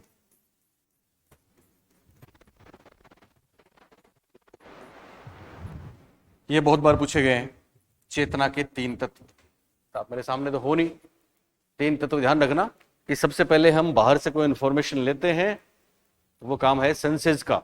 तो पहला तत्व है संवेदना, सेंस। फिर वो दिमाग में परसीव होता है, तो वहां बनती है एक इमेज, प्रतिमा। और तीसरा फीलिंग, भाव। तो चेतना के तत्व हुए तीन, विलियम वुंट ने बताए। कौन कौन से तीन तत्व? पहला है संवेदना, याद रखना, सेंस। दूसरा है प्रतिमा, इमेज। और तीसरा है भाव, फीलिंग। तो एक बात हमको ये ध्यान रखनी है कि मनोविज्ञान चेतना का विज्ञान माना गया, तब चेतना के की संरचना की बात हुई और चेतना के तीन तत्व बताए, संवेदना, प्रतिमा, भाव। अगली महत्वपूर्ण बात, और वो ये कि विलियम वुंट तथा टीचनर, विलियम वुंट तथा टीचनर ने, विलियम वुंट तथा टीचनर ने संरचनावाद, संरचनावाद इंग्लिश में लिखना है स्ट्रक्चरलिज्म,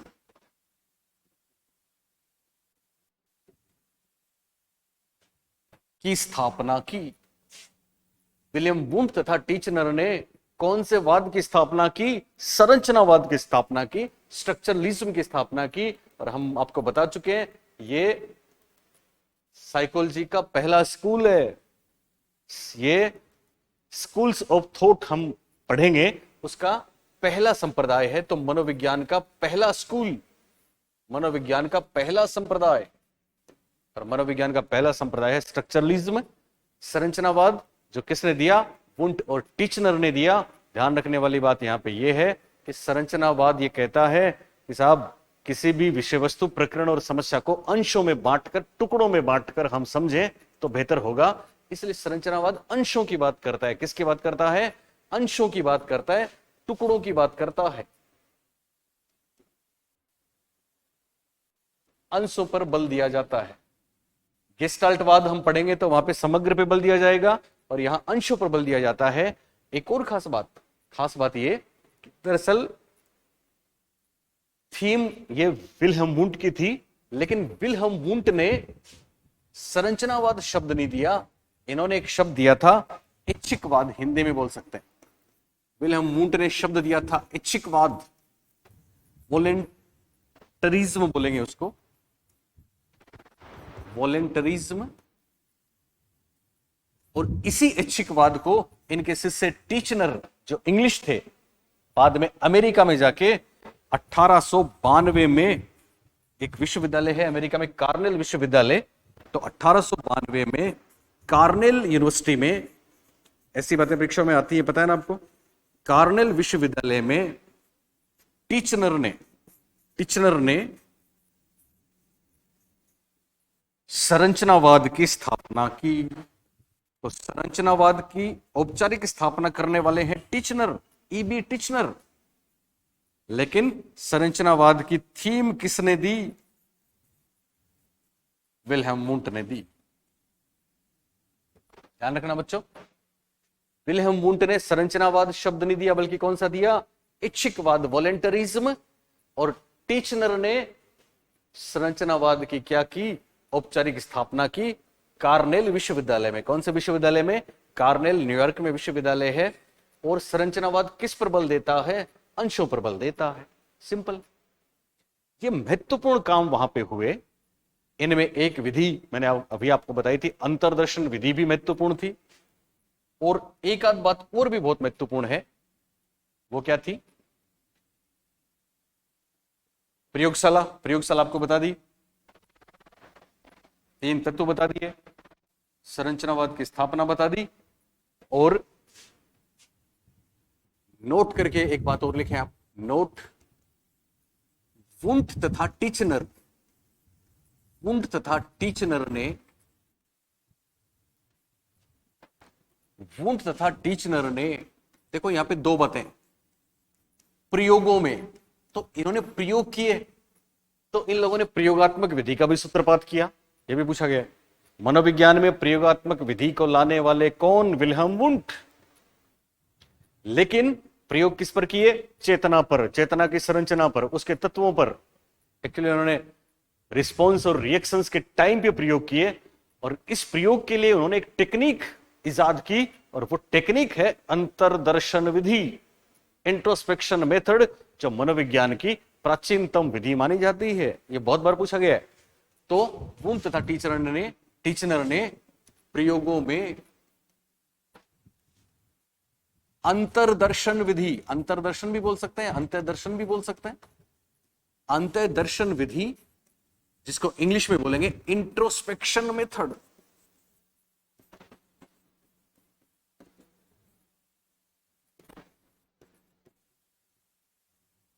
का सूत्रपात किया।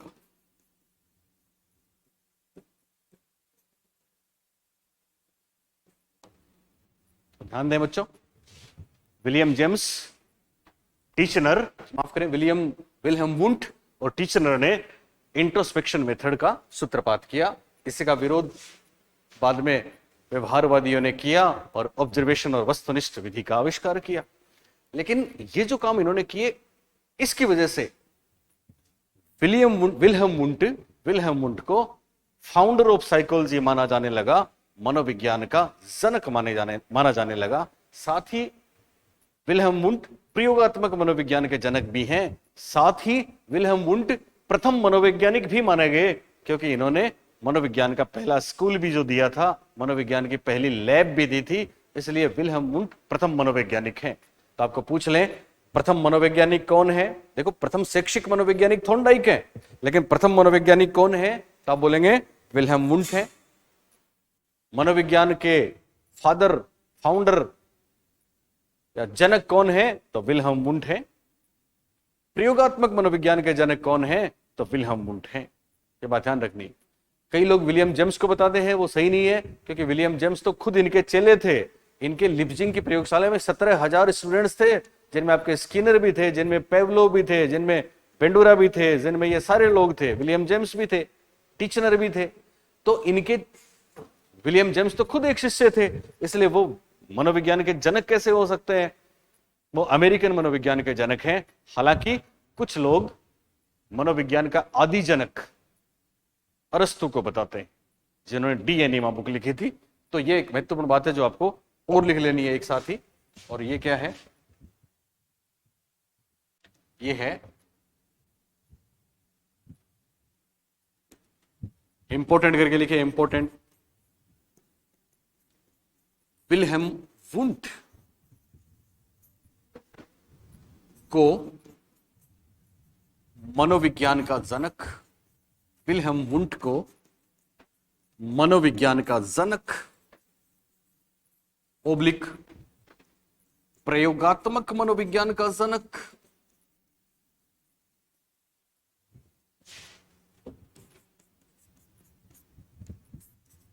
ओब्लिक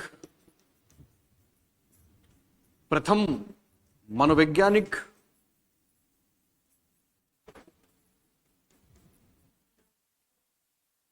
कहा जाता है।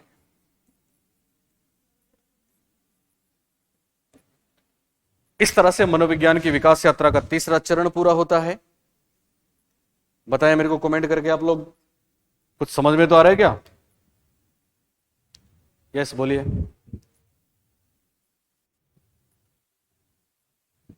दीपिका, देव, अनमोल सिंह, मैं तो ऐप पर वेट कर रहा था कि अच्छा ओके बेटा, नहीं ऐप पे तो इसके बाद यही क्लास डालेंगे आज, है ना, पहली क्लास है ना, इसलिए हम यहाँ पे रिकॉर्ड कर रहे हैं। और थोड़ा सा चैनल को इसलिए हमने लिया कि कोई 2-4 बच्चे ऐसे हों जो भूले भटके से इधर आ जाएं तो उनका कल्याण हो जाए। लेकिन मुझे लगता नहीं इस कलयुग में कोई कल्याण चाहता है। क्या ऐप वालों की कह रहा हूँ, नहीं माफ करें, इनके चैनल वालों की कह रहा हूँ। अपने चैनल के कितने बच्चे हैं आज? पहले दिन क्या बताऊं मैं आपको, पहले ही दिन धमाल हो गया, इतने बच्चों ने लिया है। वो सब सीरियस और सिंसियर बच्चे हैं।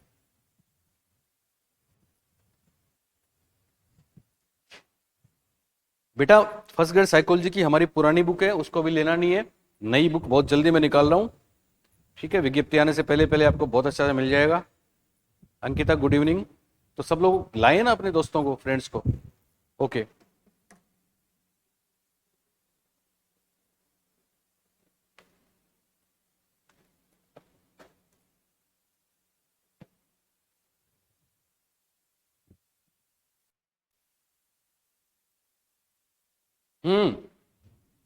दिल लगा के। तो बच्चों, ऐप वाले बच्चों मैं आपको बता दूं, हम लाइव भी आएंगे, रिकॉर्डेड क्लासेस भी होंगी और सारी बेहतरीन से बेहतरीन चीजें हम आपको देंगे। तो मनोविज्ञान की विकास यात्रा का तीसरा चरण पूरा हो गया साहब। और ये तीसरा चरण था मनोविज्ञान किसका विज्ञान माना गया?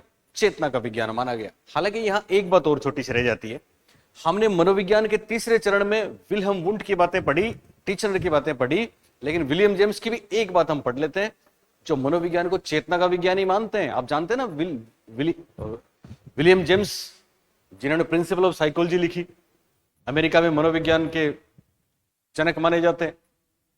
लेबोरेटरी भी बनाई उन्होंने। उन्होंने अपनी परिभाषा में मनोविज्ञान को चेतना का विज्ञान कहा है, लेकिन एक बात में वो विल्हेम वुंड से इत्तेफाक नहीं रखते। और वो कौन सी बात है? वो है विल्हेम वुंड ने मनोविज्ञान को चेतना का विज्ञान कहा, जेम्स ने भी कहा, लेकिन इन्होंने चेतना के स्ट्रक्चर की बात की, चेतना के तत्वों की बात करी और उनको ब्रेक डाउन इन पार्ट्स में किया। लेकिन विलियम जेम्स तत्वों की बात नहीं करते, बल्कि वो तो इसकी बात करते हैं कि साहब चेतना या कॉन्शियसनेस या मेंटल प्रोसेस या इनर मेंटल प्रोसेस एक ही बात होती है। वो काम कैसे करता है, वो कार्य कैसे करता है, और कार्य कैसे करता है, इस बात पे उन्होंने दिया प्रकार्यवाद, जो फंक्शनलिज्म के नाम से प्रसिद्ध है। हालांकि विलियम जेम्स ने प्रकार्यवाद में इस बात पे फोकस नहीं किया कि मेंटल प्रोसेस का अध्ययन करें, बल्कि उन्होंने इस बात पे फोकस किया कि मेंटल प्रोसेस किस तरह से व्यक्तियों की मदद करता है अपने एनवायरनमेंट से अडेप्टेशन करने में। चूंकि विलियम जेम्स पे चार्ल्स डार्विन का प्रभाव था, विलियम जेम्स पे डीवी के प्रेगमेटिज्म का प्रभाव था, इसलिए विलियम जेम्स ने वातावरण से अडेप्टेशन या एनवायरनमेंट से अडेप्टेशन, वातावरण से अनुकूलन करने वाले व्यवहार की भी बात करी है, और साथ में उस समय मेंटल प्रोसेस किस तरह से हेल्प करता है एक इंसान की, इसकी भी बात करी है। इस पे इनकी एक महत्वपूर्ण टर्म आती है और वो है प्रकार्यवाद, विलियम जेम्स। तो विलियम जेम्स की एक बात और लिख लेते हैं, फिर आगे बढ़ते हैं। और इस बार आप लिखें विलियम जेम्स ने, हालांकि इन्होंने मनोविज्ञान को तो चेतना का विज्ञान बोला ही है, हमने नाम भी लिखा है।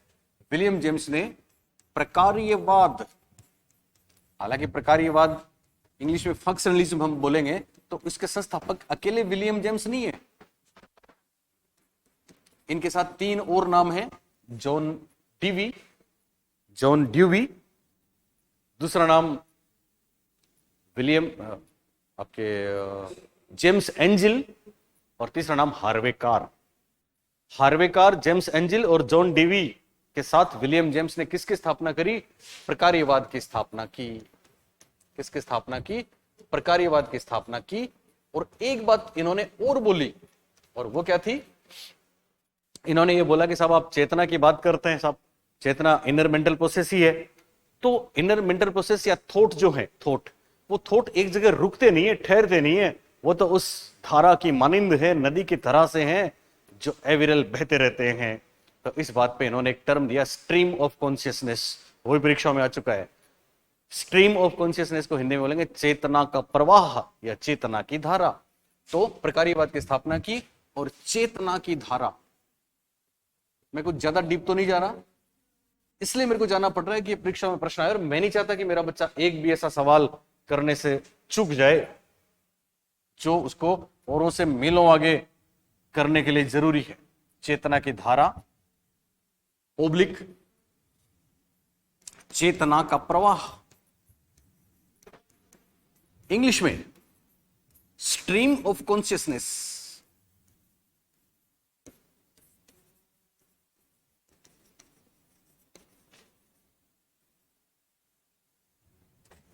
की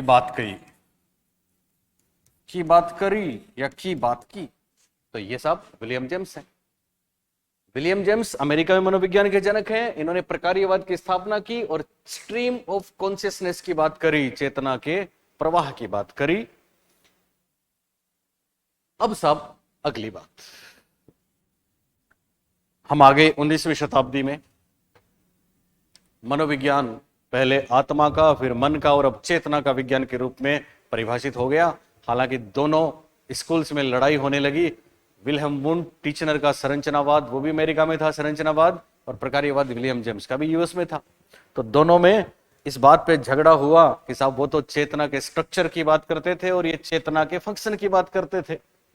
वो तो मेंटल प्रोसेस के एलिमेंट्स की बात करते हैं, ब्रेक डाउन अंशों की बात करते थे, और ये चेतना के प्रवाह की बात करते हैं, काम कैसे करते हैं, वातावरण के साथ अडेप्टेशन कैसे होता है, इसकी बात करते हैं। दोनों में विवाद हुआ। इतने में एक और महाशय आ गए साहब, और वो महाशय थे सिगमंड फ्रॉइड। उन्होंने कहा कि साहब आप किस बात पे झगड़ा कर रहे हो, आप तो मनोविज्ञान को चेतना का विज्ञान कहते हैं, और चेतना तो आइसबर्ग मॉडल जो उन्होंने दिया था, चेतना तो हमारे मन का केवल 1/10वां हिस्सा है, 9/10 तो कोई दूसरा ही संसार है, वो तो अचेतन और अवचेतन मन है जिनके कारण से हम व्यवहार करते हैं। एक यहां पे मैं आपको बात और बता दूं, विलियम जेम्स ने मेंटल ऑपरेशन और बिहेवियर दोनों की बात कर दी थी, इसलिए व्यवहार की बात यहां पे शुरू हो गई। तो फ्राइड की बातों से भी मनोविज्ञान चेतना के विज्ञान के रूप में अस्वीकार कर दिया गया कि साहब केवल चेतना तो 1/10 ही है, चेतन मन तो 1/10 है, बाकी तो कुछ और है। और एक दूसरी बात आई फिर 20वीं शताब्दी में, कुछ लोग आए जिनमें पहला नाम है विलियम मैकडूगल का। नाम सुना आपने विलियम मैकडूगल? दूसरा नाम है पिल्सबरी का, तीसरा नाम है वाटसन का।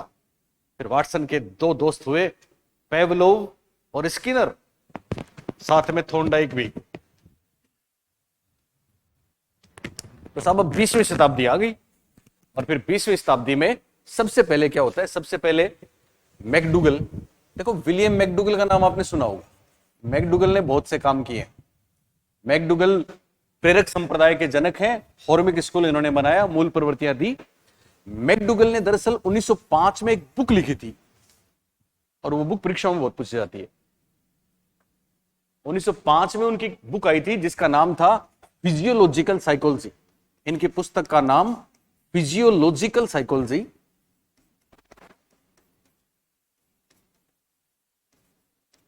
जो 1905 में आई थी।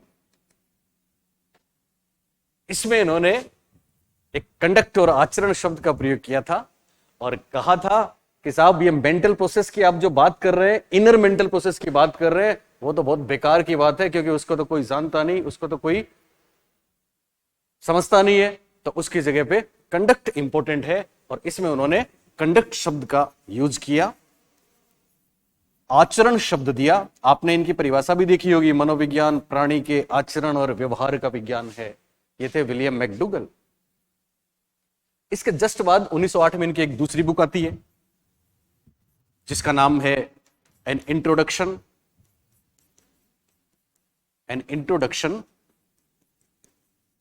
To social psychology.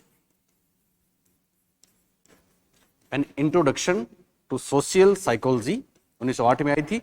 और इस बुक में व्यवस्थित रूप से कहें या पहली बार कहें, व्यवहार शब्द का इस्तेमाल किया मैकडूगल ने। तो अगर आपको परीक्षा में पूछ लें कि व्यवहार शब्द का पहली बार किसने प्रयोग किया, तो हमको बोलना है मैकडूगल।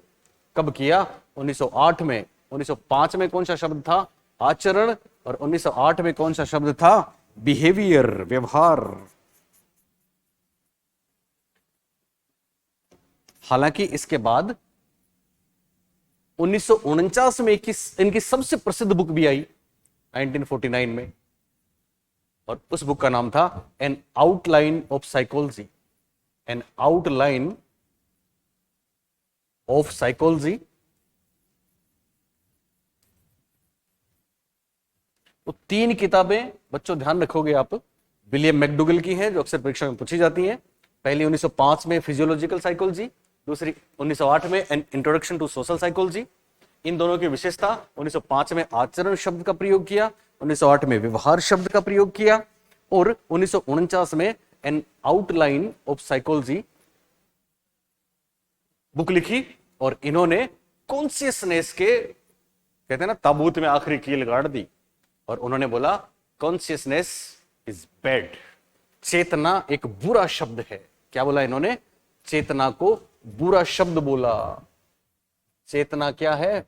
खराब है, जिसको कोई देख नहीं सकता, जिसको कोई ऑब्जर्व नहीं कर सकता, वो तो खराब ही है साहब। तो चेतना को बुरा शब्द बोला। चेतना को बुरा शब्द बोलने वाले कौन थे? मैकडूगल थे, विलियम मैकडूगल थे। किताबें इनकी तीनों याद रखेंगे। 1905 फिजियोलॉजिकल साइकोलॉजी, आचरण, 1908 an introduction to social psychology, behaviour, व्यवहार, और 1949 एन आउटलाइन ऑफ साइकोलॉजी। कई बार इनके नाम में चक्कर पड़ जाता है, इसलिए मैं ऑथेंटिक आपको जो है वो दे रहा हूं। अब क्या होता है, उसके बाद 1911 में अमेरिका में पिल्सबरी नाम के एक मनोवैज्ञानिक है, जिनकी परिभाषा आपने पढ़ी होगी, उन्होंने मनोविज्ञान की परिभाषा दी। हाँ, यहां ध्यान रखना, 1905 में उन्होंने मनोविज्ञान को आचरण का विज्ञान बताया, कंडक्ट का विज्ञान बताया। 1908 में उन्होंने मनोविज्ञान को व्यवहार का शब्द यूज किया। तो यहां इनकी एक परिभाषा प्रसिद्ध है, और वो है मनोविज्ञान प्राणी के आचरण और व्यवहार का यथार्थ विज्ञान है।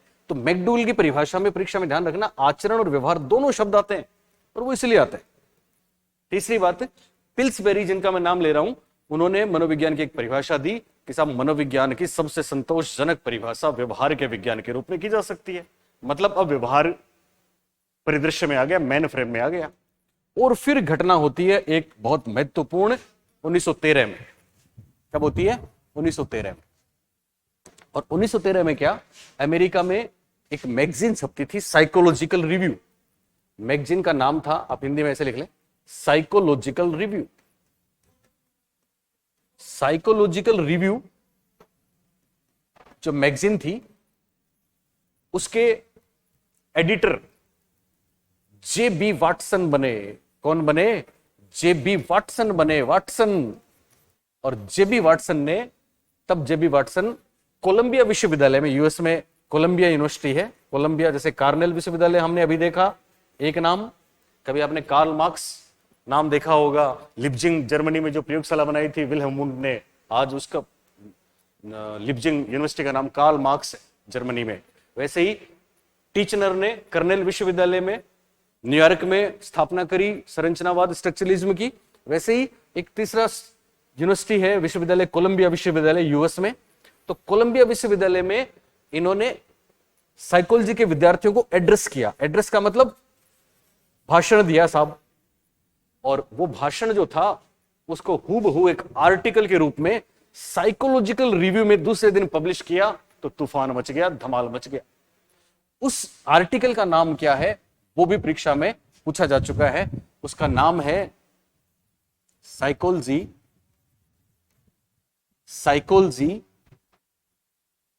As a behaviourist. Psychology as a behaviourist views it, यानी मनोविज्ञान एक व्यवहारवादी की नजरों में, मनोविज्ञान को एक व्यवहारवादी कैसे देखता है। तो psychology as a behaviourist views it, ये वाला इनका आर्टिकल जब छपा साइकोलॉजिकल रिव्यू में यूएसए में, जे.बी. वाटसन साहब का, तो उसमें उन्होंने दुनिया के सामने खोल के रखा कि वास्तव में साइकोलॉजी तो ऑब्जर्वेबल बिहेवियर का साइंस है। साइकोलॉजी तो प्राणी के उस व्यवहार की स्टडी करता है जो हम सबको दिखता है।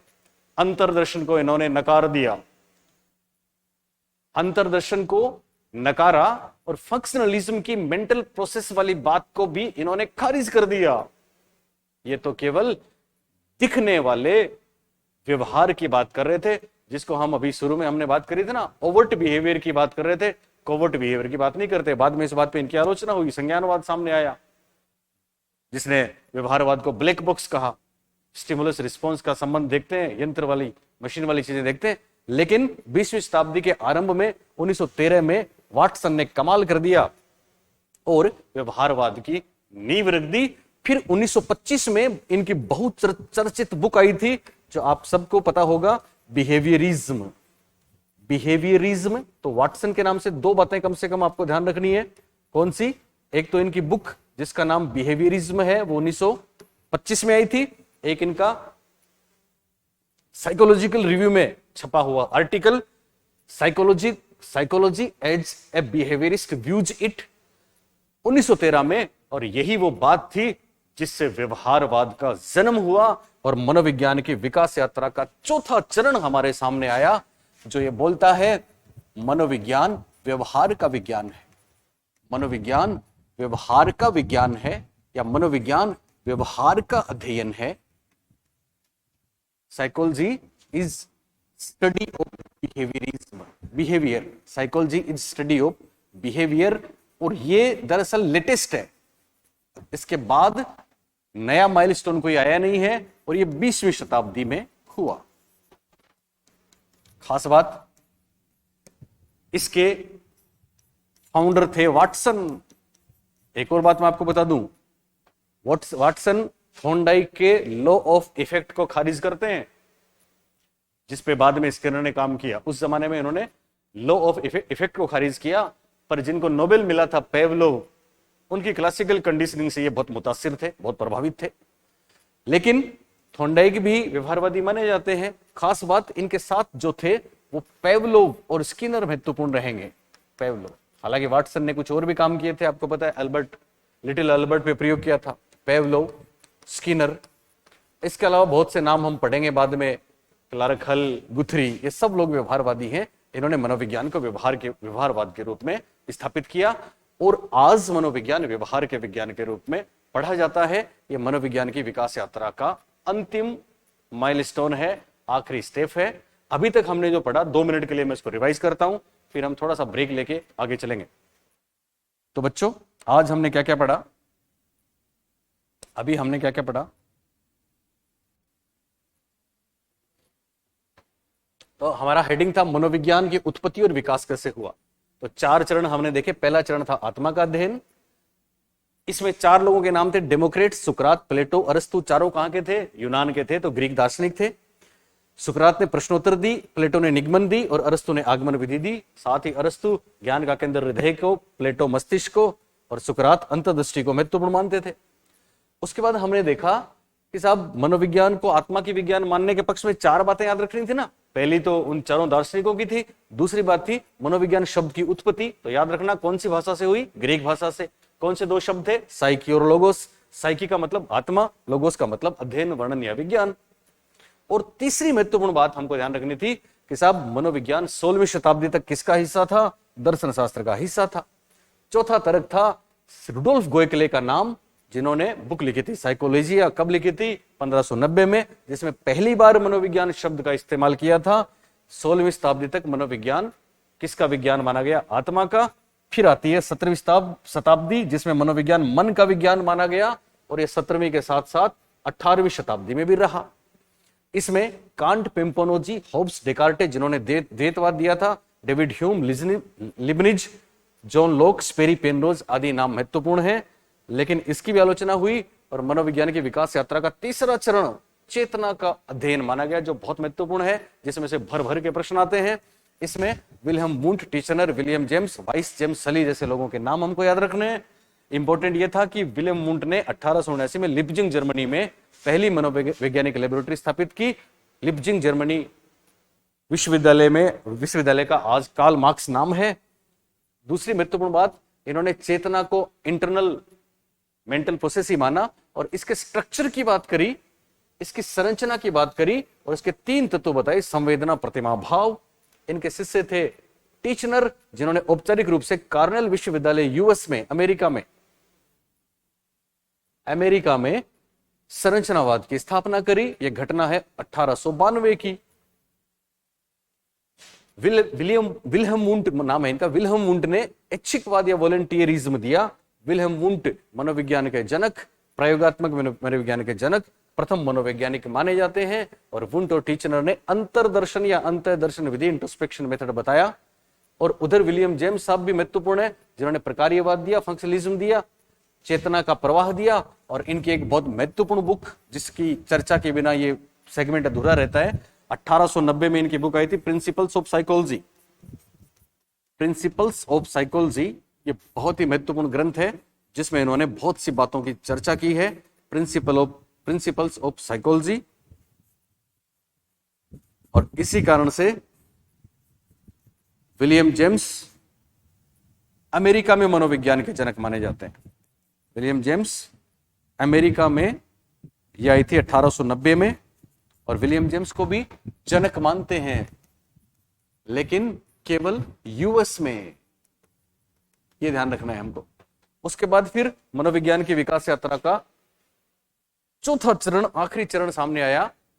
इसके पीछे बहुत लोग थे। मैकडूगल ने सबसे पहले 1905 में आचरण शब्द दिया, 1908 में व्यवहार शब्द दिया, ध्यान रखना है 3 बुक्स मैकडूगल की, 1905 में फिजियोलॉजिकल साइकोलॉजी जिसमें आचरण शब्द दिया, 1908 में an introduction to social psychology behaviour शब्द दिया, 1949 में इनकी an outline of psychology book आई, चेतना शब्द को बुरा भी इन्होंने ही बताया, और 1913 में आते हैं वाटसन साहब जिन्होंने psychology as a behaviourist views it नाम का एक आर्टिकल साइकोलॉजिकल रिव्यू पत्रिका में प्रकाशित किया, और 1925 में इनकी बिहेवियर बुक आई। और यही वो बात थी कि वाटसन मनोविज्ञान की विकास यात्रा के अंतिम पड़ाव के हीरो बन गए, चौथे माइलस्टोन के जनक हैं, और वो है व्यवहार का अध्ययन। ये 20वीं शताब्दी की घटना है जो अब तक है, और इसमें वाटसन के साथ पेवलोव, स्किनर जैसे लोग शामिल हैं। ये पहला सेगमेंट था जो बच्चों पूरा होता है। अब आप मुझे एक बात बताएं, 6 लोग आए तो सही। मोनू चौधरी, गुड इवनिंग बेटा, कैसा लग रहा है आपको? बताएं बताएं, हमें तो पता ही नहीं है ना, एक तरफा है।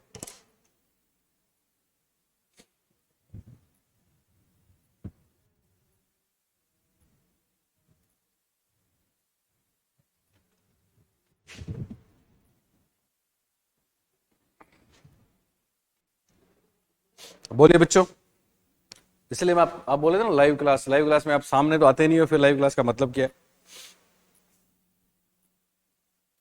चलिए जल्दी से कमेंट करें, कौन यहां पे है, किसको कैसा लग रहा है?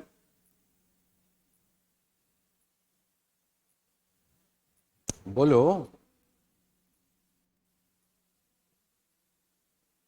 मत बोलो, हम कमेंट देखेंगे नहीं। एक और खास बात, हमने मनोविज्ञान की विकास यात्रा पढ़ ली, और करीब करीब मैं स्कूल्स के बारे में आपको बता चुका हूं। वैसे मनोविज्ञान के स्कूल्स बहुत हैं।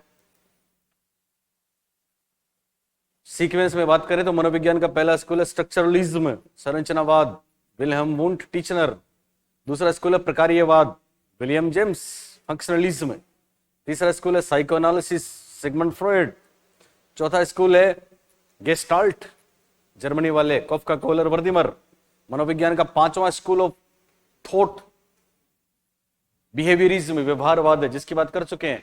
अगला स्कूल संज्ञानवाद है, जीन पियाजे।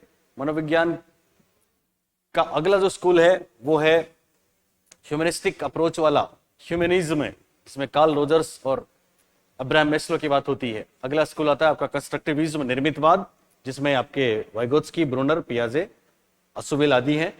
और अगला स्कूल है जो रिसेंटली परीक्षा में आया था, साइकोबायोलॉजी, बायोसाइकोलॉजी, माफ करें, बायोसाइकोलॉजी, जो बहुत महत्वपूर्ण है। बायोसाइकोलॉजी लेटेस्ट है, यही पूछा गया था लेटेस्ट कौन सा स्कूल है। तो बायोसाइकोलॉजी में जब से नवीन टेक्नोलॉजी आई है, नई चीजें आई हैं, तो सीएनएस, सेंट्रल नर्व सिस्टम का हमारे बिहेवियर पे क्या प्रभाव पड़ता है, न्यूरोट्रांसमीटर्स का हमारे बिहेवियर पे क्या प्रभाव पड़ता है, हमारे जो chemicals parasympathetic, sympathetic nerve system और ये सारे किस तरह से बिहेवियर पे इफेक्ट डालते हैं। जैसे ईईजी वगैरह हुए ना नए, मस्तिष्क में उत्पन्न विद्युत तरंगें क्या करती हैं, इन सबको मानव व्यवहार से जोड़ने का लेटेस्ट जो ट्रेंड है वो कहलाता है बायोसाइकोलॉजी। और एक नवीन ये स्कूल है। और ऐसे ही इवोल्यूशनरी साइकोलॉजी, जिसमें हम पढ़ते हैं कि किस प्रकार से मनोविज्ञान की विकास यात्रा को देखा। अब एक और बहुत महत्वपूर्ण बात, और वो क्या है, मनोविज्ञान की परिभाषा। तो देखो